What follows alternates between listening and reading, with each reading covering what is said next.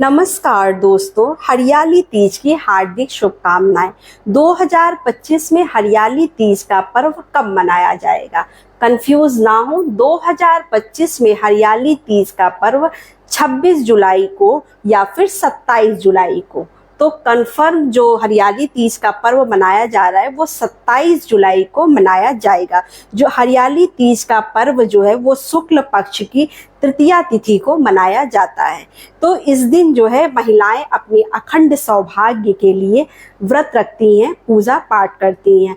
कुछ महिलाएं पूरे दिन का व्रत रखती हैं, कुछ महिलाएं जो है सिर्फ पूजा करने तक के लिए ही व्रत रखती हैं। तो यहाँ पर हम संपूर्ण नियम जानेंगे कि इस दिन हमें क्या क्या करना चाहिए, कैसे हमें पूजा करनी चाहिए, किस तरह से हम किस भगवान की पूजा करेंगे। संपूर्ण नियम हम यहाँ पर जानेंगे और तृतीया तिथि कब प्रारंभ हो रही है, कब समाप्त हो रही है, सब कुछ इसी एक वीडियो में जानेंगे। तो चलिए पहले मैं बता देती हूँ कि इस दिन भगवान शिव और माता गौरी की जो महिलाएं हैं वो विशेष रूप से आराधना करती हैं अपने अखंड सौभाग्य के लिए, क्योंकि हरियाली तीज जो है वो सावन मास में मनाई जाती है। सावन मास में हर चीज हरा भरा हो जाता है, आपको चारों तरफ सिर्फ हरियाली ही दिखाई देगी। और इस सावन के महीने में महिलाएं जो है वो हरे रंग की चूड़ियां, हरे रंग के वस्त्र, सब चीज हरे रंग का ही पहनती भी हैं। तो इस महीने में हरे रंग का विशेष महत्व हो जाता है। तो हरियाली तीज के दिन हमें सुबह सवेरे स्नान करके, कुछ लोग इसको जो है शाम को प्रदोष काल में भी पूजा करते हैं, वैसे इसकी पूजा सुबह की जाती है। तो 27 तारीख को सुबह, यानी इस बार जो हरियाली तीज पड़ रही है ये रविवार के दिन पड़ रही है, यानी इतवार को मनाई जाएगी। तो आप शनिवार के दिन, बहुत से लोग शनिवार को बाल नहीं धोते हैं, तो वो क्या करें कि शनिवार के बजाय वो जो है शुक्रवार को बाल धो लें, या अगर शनिवार को बाल धोते हैं तो धो सकते हैं, क्योंकि पति के व्रत में कभी भी बाल नहीं धोया जाता है। ये हम अपने सुहाग के लिए व्रत रखते हैं, इसलिए हमें बाल नहीं धोना चाहिए। तो हम रविवार के दिन बाल नहीं धोएंगे, एक दिन पहले हम बाल को धुल सकते, क्योंकि बहुत से महिलाओं के यही प्रश्न हो जाते हैं कि बाल कब धोएं। तो बाल आप एक दिन पहले धो लीजिएगा। पति के व्रत में बाल धोना वर्जित होता है, बाल नहीं धोना चाहिए। बहुत मजबूरी आ जाए तो बात अलग है, वरना जहां तक हो सके अवॉइड करिए।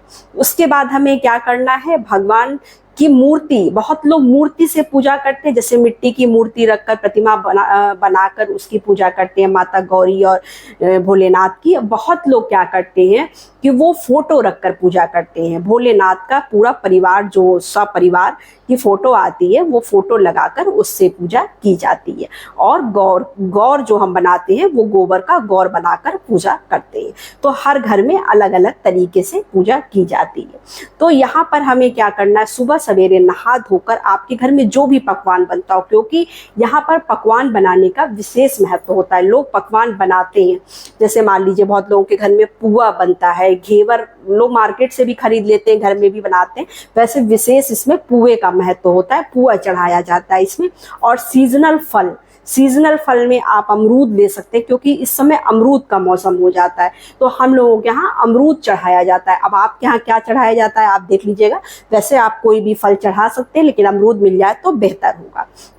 तो यहाँ पर हम अमरूद और जो है पुए का भोग लगाते हैं। इसके अलावा आप घेवर का भोग लगा सकते हैं, अनरसे का भोग लगा सकते हैं, जो कि मतलब इस सीजन में चलता है, सावन के महीने में उन चीजों का आपको भोग लगाना है। उसके बाद आप विधि विधान से भोलेनाथ और माता पार्वती की पूजा करके अपने अखंड सौभाग्य के लिए, अपने अखंड सुहाग के लिए जो है उनसे प्रार्थना करेंगे। माता गौरी को आप सुहाग का सामान जरूर चढ़ाइएगा, क्योंकि सुहाग का सामान चढ़ाना यहाँ पर बहुत जरूरी हो जाता है, क्योंकि हम सुहाग से संबंधित व्रत अगर जब भी रखते हैं तो हम सुहाग का सामान जरूर चढ़ाते हैं। तो अगर हो सके तो आप माता के लिए एक हरी साड़ी और हरे रंग की चूड़ियां, बाकी बिंदी, सिंदूर, महावर, जो कुछ भी आपको मिल जाए, मेहंदी बिल्कुल मत भूलिएगा, क्योंकि सावन में मेहंदी का विशेष महत्व होता है। और अगर पत्ती वाली मेहंदी मिल जाए तो अपने हाथों में आप तीज के एक दिन पहले मेहंदी जरूर रचवाइएगा, क्योंकि सुहागन महिलाएं 16 श्रृंगार करके भोलेनाथ भोलेनाथ और माता गौरी की पूजा इस दिन करती हैं।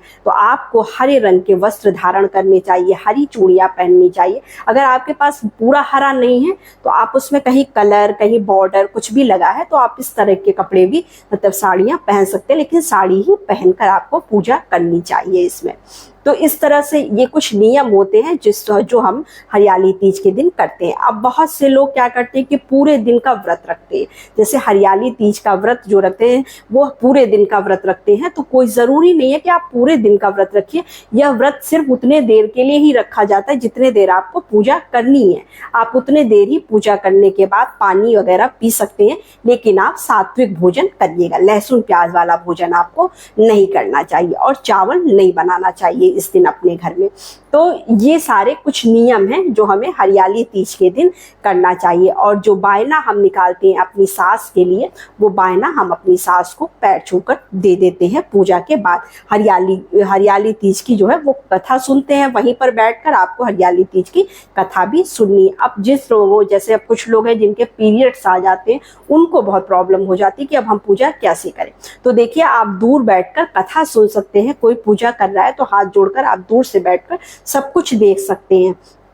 उतने देर का व्रत भी रख सकते हैं। अगर आप पूरे दिन का रखते हैं तो आप पूरे दिन का भी व्रत रख सकते हैं। कुल कहने का मतलब कि आप मानसिक रूप से पूरी पूजा करेंगे, लेकिन छूकर शारीरिक रूप से आप कोई पूजा मतलब स्पर्श करके नहीं कर सकते हैं। तो इस दिन भोलेनाथ और माता पार्वती की विशेष आराधना करने से आपके सुहाग में वृद्धि होती है। और अपने सिंदूरे से सिंदूर लगाना, माता को चढ़ाना और सुहाग लेना बिल्कुल ना भूलिएगा। ये कार्य आप जरूर करिएगा, क्योंकि इस दिन माता को सिंदूर चढ़ाने और उनसे सुहाग लेने से हमारे सुहाग में हमेशा वृद्धि होती है और हमारा सुहाग हमेशा बना रहता है। तो ये कुछ नियम थे जो मैंने आपको यहाँ पर बताए हैं। बहुत से लोगों के यहाँ तीज भेजने का भी रिवाज होता है कि वो अपनी लड़कियों के यहाँ तीज भेजते हैं, तो उसका वीडियो मैं आपको आगे दूंगी। फिलहाल के लिए इतना ही। अब आपको मैं ये बता देती हूँ कि तृतीया तिथि कब से प्रारंभ हो रही है, कब समाप्त हो रही है। तृतीया तिथि शुरू हो रही है 26 जुलाई रात्रि 10:41 पर। तृतीया तिथि समाप्त हो रही है 27 जुलाई रात्रि 10:41 पर। बस यही छोटी सी वीडियो थी, छोटी सी जानकारी थी। वीडियो अच्छी लगे तो चैनल को लाइक सब्सक्राइब जरूर करिए। तो नमस्ते फ्रेंड्स, ओम नमः शिवाय, हर हर महादेव।